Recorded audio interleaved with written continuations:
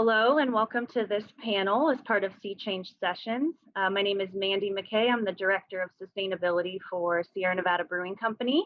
We're official partner of this event, so it's been great to help organize and bring together these conversations and these discussions with such amazing people and brands and nonprofits. Today we're talking about circularity and the closed loop economy. It's a topic that's a favorite of mine as well as Sierra Nevada's and as well as my colleagues that are on the call with me. Before I kind of dive into an intro on circular economy and closed loop, I'll just briefly introduce the panelists that have agreed to join us today. So we have Amy Roberts. She's the Senior Director of Brand Impact and Product Sustainability at The North Face. And then we also have Alex Kremer, Director of Corporate Development and Warnwear. So we'll hear from both of them around this topic of circularity and closed loop and how it intersects and overlaps with climate change.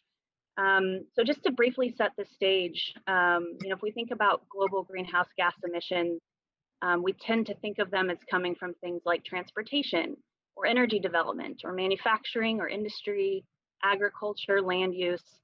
You see that pie chart, right?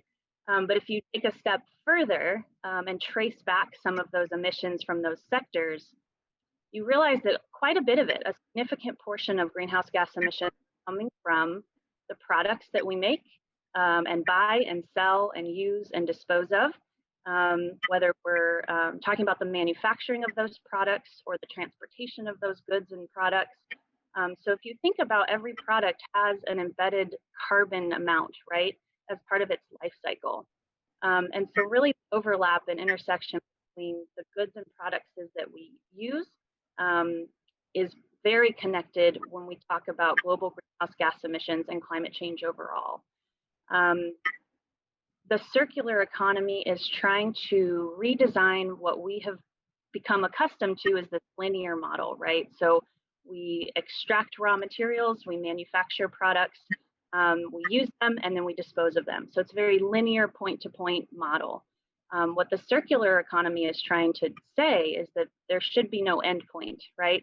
We should be reusing and recycling and taking products that have reached the end of their life, reincorporating them back into new products, so that circle just continues to go on. And that's not an easy shift, right? We've gotten used to this linear model, and all of our systems and processes are built around that. But there's many brands and companies and industries that are doing some great work to try to move us in that direction, Sierra Nevada included. So I spend a lot of time thinking about closed loops and a closed loop philosophy and zero waste, and how do we reduce our impact through zero waste that then leads to a reduction of greenhouse gas emissions.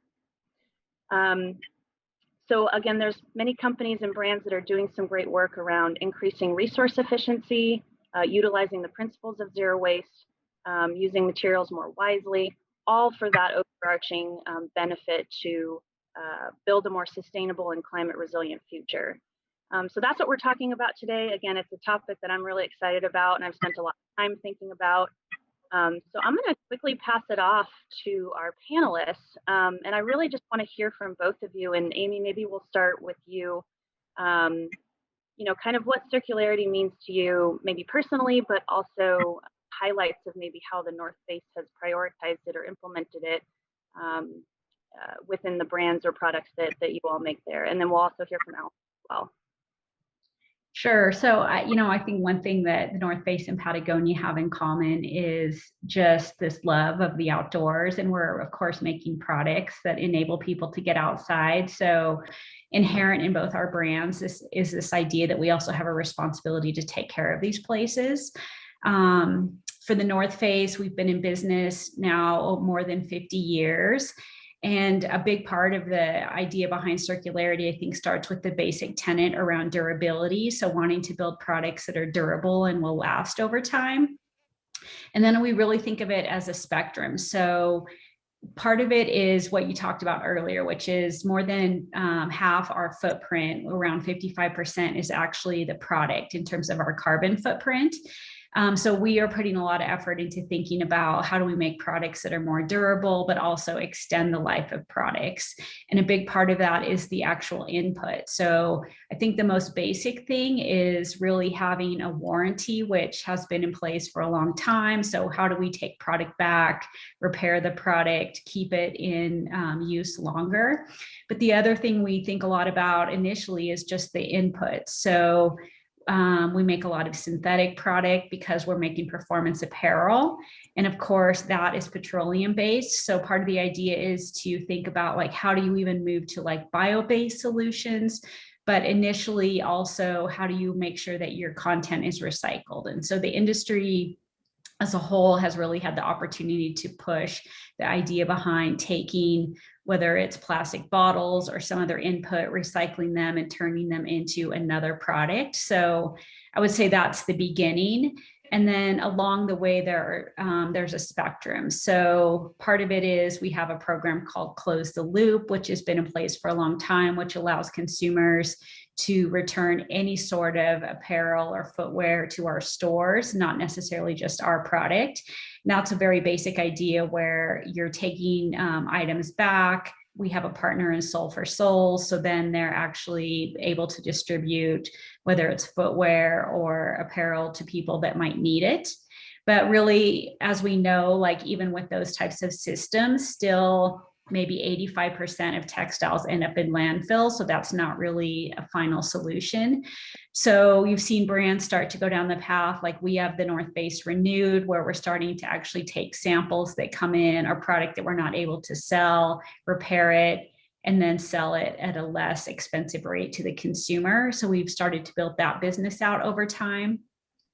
And then I would say what we're really trying to get at is what I would call like the holy grail of circularity, where you actually can take a shirt and turn it into another shirt in 10 or 15 years. And that gets into being able to actually design for circularity, enable a shirt to be then taken apart at some future date. So you have to engage the consumer to actually return the shirt, and then find a textile processor to take the actual fiber itself, recycle it, and make a new garment. So, that's the whole spectrum of starting with durability and a warranty, and then years later with the idea that you can actually produce some of your big franchises to be circular in nature, and then actually get to the point where maybe you're going in as a consumer and you're getting something made right there, or you're taking it back and actually buying something that was made from something that you wore like 10 years ago. So we're a ways from getting to that type of circular model, but I think you'll start to see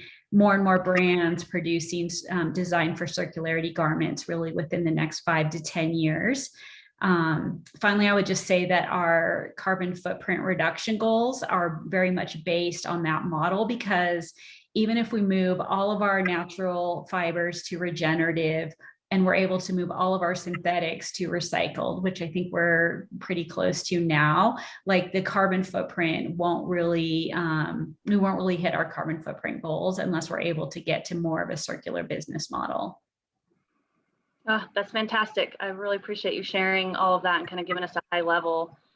Every time I hear people like you or Alex talk about your industries, it's so different from the brewery. So I think a lot about circularity, closed loop, but we're designing for very different things. And so, we're talking about apparel, right? With North Face and Warnwear, you have to balance design and circularity and zero waste with performance and durability. And it's a very different design process and thought process than something I'm thinking about at Sierra Nevada.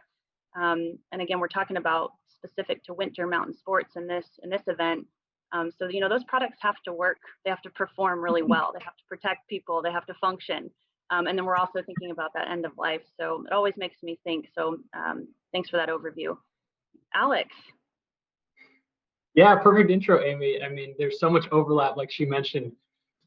North Face, Patagonia, so many of our customers, our communities, we love the outdoors. We have a responsibility to protect it.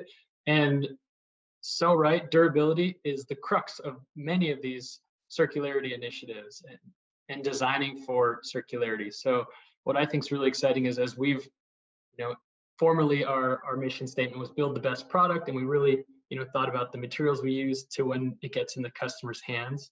And warmer, which is something that I work on a lot, is, what happens after that? There's a huge impact of the product once we sell it. So let's take more responsibility there. And then also on the front side, like, what are we using to make those products? How are we preparing that we will get these things back eventually? Then what do we do with them? So being more mindful of not just making them last as long as they can for using any material that will last forever, but how do we actually take that back in a way that we can continue this circle? And lastly, just to respond to like the durability piece, it's exciting because as brands, they want to be circular, they want to do all these initiatives. It kind of forces them to build a better product to start with. If you think of these more consumey in apparel, like fast fashion type garments, they won't last very long. And that's because people don't keep them for very long. And they're likely part of the garments that end up in landfills. So if they want to participate in this circular economy, which I think we're shifting to, which is really exciting, they might have to rethink the products that they make at the beginning. So that excites me, that it kind of forces people to live up to what they want to do at the end of the life of products. But taking a step back, Patagonia, we've always taken a lot of pride in the durability of our product, like we talked about. And what I work on is Tinshed Ventures, which is an investment arm of Patagonia, where we look for entrepreneurs that are doing pretty amazing things to save our home planet.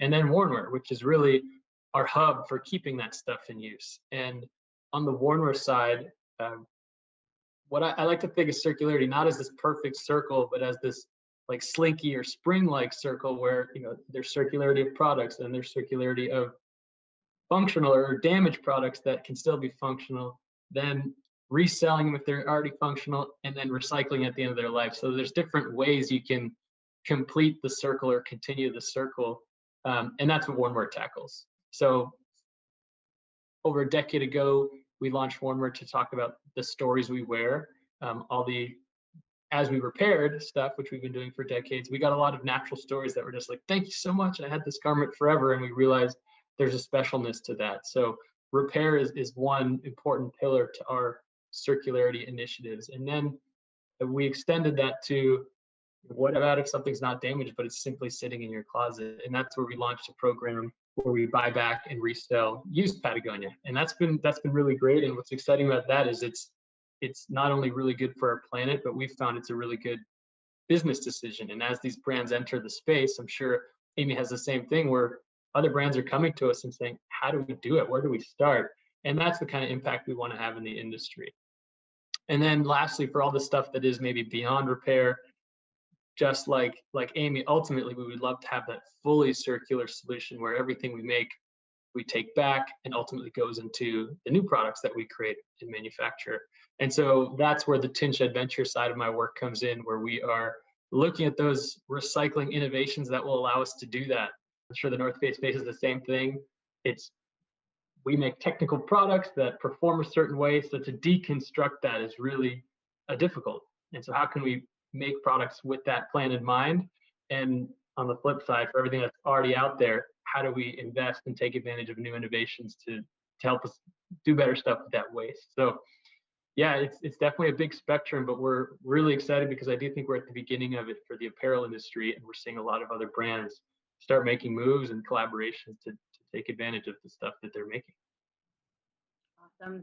Thanks, Alex. Yeah, I think you're right about apparel has really taken a lead with Patagonia, with North Face, with others. And it's really great to see. I've been a customer of both North Face, and I've bought things through Warnwear. And I'm happen to be someone that does buy and consume and align with companies that align with my own values. And I'm a little biased because I work in the sustainability space, I think, but those things mean a lot to me as a consumer. So I think you're right about it's good for the consumer as well. It's good for the planet. It's good for the bottom line. It's good for your business. So it just kind of all aligns. You've both mentioned the challenges. Again, I always learn so much when I'm hearing from people in apparel or other industries, because I think about barley and hop growing. That's one part of our supply chain. And then I think about our packaging, right, as a can or a bottle. It's pretty simple, pretty straightforward. It's much easier, I think, for someone like me to think about circularity, because those are products that are easily recyclable. We just have to design them the right way with the right components. And then there are already recycling systems built for cans, bottles, and fiber for case boxes or 6-pack carriers. So that's something that I think about a lot. But for you two, again, you've already touched on this, but maybe if you could share a little bit, kind of the greatest challenge that you're facing right now in terms of apparel and circular economy, and then maybe like your next step, or what are you working on right now towards this kind of model of circularity? I think that would be great to hear. Either one. Yeah. Oh, No, I'll just hop in just because it's an extension of what I was just saying. Like the fact that our products are super technical. We've been in business for decades. So the stuff we see that we get back is, so varied in the materials that we get, the state of the garments, what the zipper was made out of in 2000 is different than 1990 and different than 2010. So for us, the last piece of that funnel, how do we break down our garments, is the biggest challenge. But on the flip side, I am really excited. I mean, there are so many initiatives out there, like smaller recycling projects or innovations that are trying to deconstruct these or separate different layers. And so I'm excited by that, but it is in its infancy. And so that's where pairing the designing for repair, reuse, recycling will help us in the future. But to date, there's so much stuff out there, and that's a real challenge. Yeah, I would say one thing is encouraging is there's also the consumer expectations around what something might look like. But with some of the data, I think now shows like a unique product is actually interesting, or one that's been repaired. So a couple of examples I would give is one of the things we're working on right now is just like a regrind. We call it regrind program. And it's really thinking about how do we take scraps that were, like, say we have logo wear. So it's cotton. We have cotton scraps from cutting the garments that are on the factory floor. So there's an opportunity to actually take those scraps and then make them basically break them down mechanically and then make them into a new garment. And so what the consumer might see then, though, is a colorway that's a mix of different colors of scraps you were using, but those actually can have a really nice heather. So it's also thinking differently about how you educate the consumer, like, why does this hoodie look this certain way? The other thing we've seen with our North Face Renewed program is that in addition to repairing items and then selling them gently used, or selling them with a patch or something that's maybe a little bit different, we also have a whole program where we've sent our designers to our partner, which is the Renewal Workshop, to learn how to design for circularity. But in that, sometimes we'll get back, maybe we'll have a down jacket and then a thermoball. So it could be something where you're taking 3 different garments and neither one is really available to be sold in its current form. But we've actually taken those and made a unique garment that we call remade. And then when we have had auctions for those items, or we've put them on that website, they actually end up selling a lot of times for more than the original garment because they're so unique. So I think there's just also creativity that can be accessed around what consumers might be looking for in the future. And then I would say, like, the biggest challenge is really what Alex talked about, which is, especially for performance apparel, it's not going to be a mono material. You might have a membrane in there that makes it waterproof, breathable. So somehow you have to be able to take that apart. And I think across our brands, like, we'll be able to develop take back infrastructure, but the big challenge is going to be, how do we really partner with textile recyclers that are able to maybe take apart materials, actually recycle them? Whether an individual brand would ever be able to carry that out on their own is probably tough. And so that's one thing that is really inspiring about our industry, is it is very collaborative towards end solutions. So I can see an opportunity where we might invest across many brands in a textile solution, a textile recycling solution. So I think that's really part of what's next, is figuring out how do we enable some of those solutions that we might not necessarily want to own or actually be in that business. Yeah, I mean, it almost doesn't make a lot of sense to every company or every brand having its own recycling supply chain, right? It almost feels like you said, it could be better done and more efficiently executed if it was more universal and more collaborative. One more question for you, Amy, specifically because you mentioned before about regenerative fibers. That's something I know people ask a lot about, and I'm always interested in. I feel as though that's another probably challenge for apparel. But can you just maybe expand a little more about if you're working on something like that, or if North Face is looking at that, and what's going on there with regenerative ag? Yeah, we just announced a partnership with a company that's based in the US called Indigo Ag. And so we are looking to partner with them around regenerative cotton, and then launching those first products probably in fall 22. So the idea is partnering with US farmers, but it really is supporting the idea behind basically scaling regenerative agriculture and making it profitable. And part of what the farmers are looking for, of course, is to ensure that they have a market. So I think that's where you see brands starting to look at least for natural fibers, regenerative solutions. And that really gets to not just doing less harm or having a smaller footprint, but you're trying to move into the space of actually having a nature positive effect, I would call it. So you're starting to put carbon back into the land. And so those are, I wouldn't say it's a brand new idea, but it hasn't really been scaled across apparel and footwear to the extent I think is possible. Great, awesome, thanks. Alex, I'm wondering too, with worn wear specifically, but I know you mentioned Tinshed more broadly. I think there's also, maybe could you share a couple other industries or efforts that are being undertaken by Tinshed that maybe it's not specific to necessarily worn wear, but that align with kind of the climate change and intersection that we're talking about here? Yeah, for sure. And actually this past season, all of our hat brims are made from recycled fish nets. And so back up a few years, we invested through Tinshed Ventures in an amazing group of guys.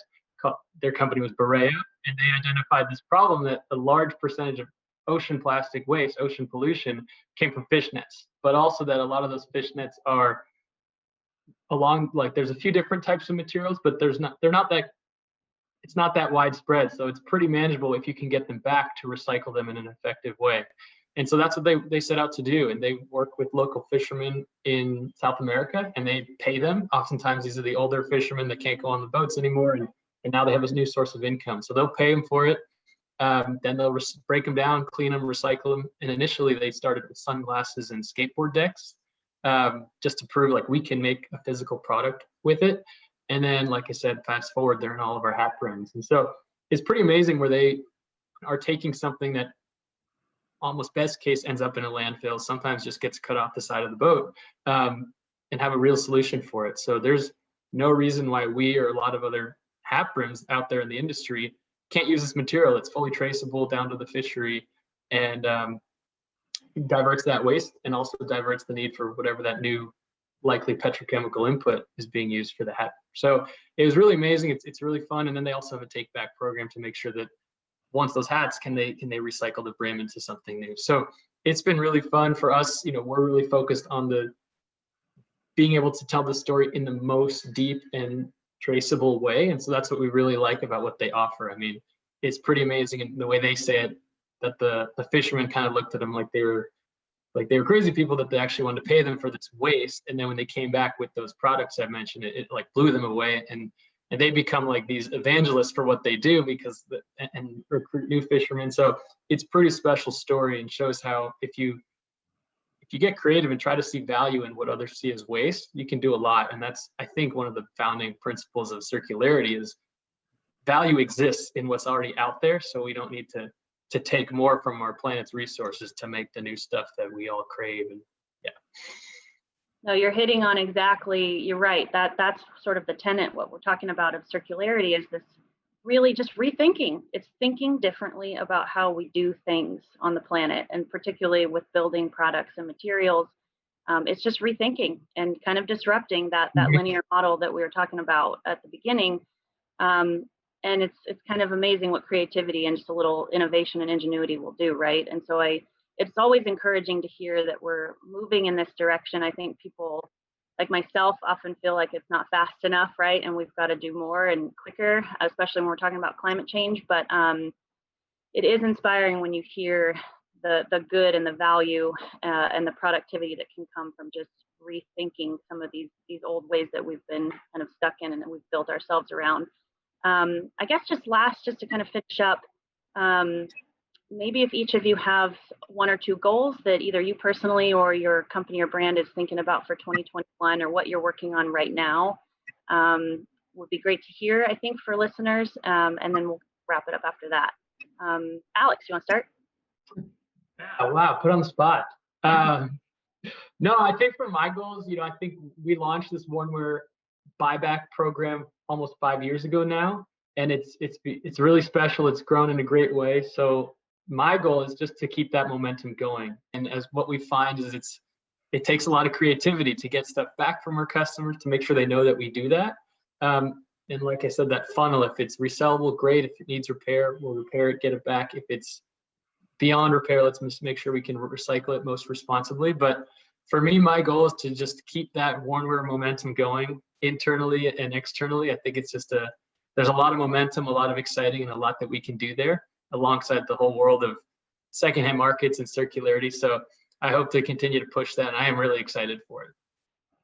Awesome. Yeah. And I hope we can keep it going, right? I mean, I think Warmware, I could be wrong, but I feel like was one of the first sort of take back reused platforms out there. Am I correct in that?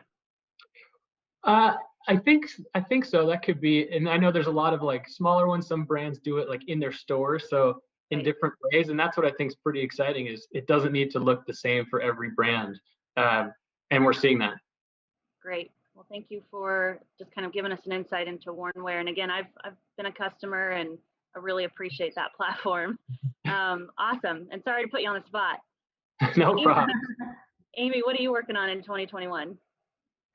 Well, right now, we're part of VF, so there's an opportunity there, like Timberland, JanSport, Eagle Creek, Vans. So we have a lot of great brands that we collaborate with, and we're all trying to work towards this 2030 goal around our carbon footprint reduction. So what I've been working on really is figuring out, like, if you know that 55% of our footprint is product, how are we going to get there? And so we're looking forward to releasing some pretty ambitious goals really in this April timeframe, so next month. So it's really putting together a plan that shows from here in 2021 to 2030, how do we get there? And a big piece of that will be looking to launch some of our franchise collections as designed for circularity rather than a shoe or a certain jacket. We'll be making some announcements around some of our large franchise collections, but also several different styles. And I think a big part of that is getting the consumer to think different around shopping, how you can shop sustainably, but then also thinking about, if you have a QR code on your design for circularity jacket, like how do you track that over time and return it? So I'm excited about thinking long-term in terms of building out that sort of circularity infrastructure internally that will allow us eventually to take back that shirt and turn it into a new one. The Holy Grail. Yeah.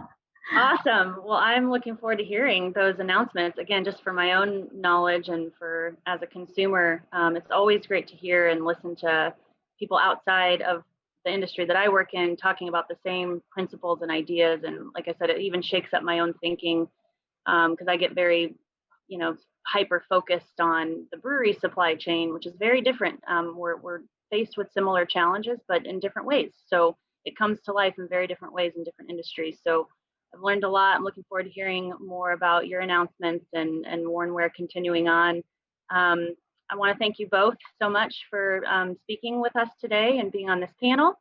And we'll have a breakout session, a live Q&A after this. But again, thank you both, and I hope the listeners have learned a lot about circularity in these brands, how it intersects with climate change, and enjoy the rest of the event.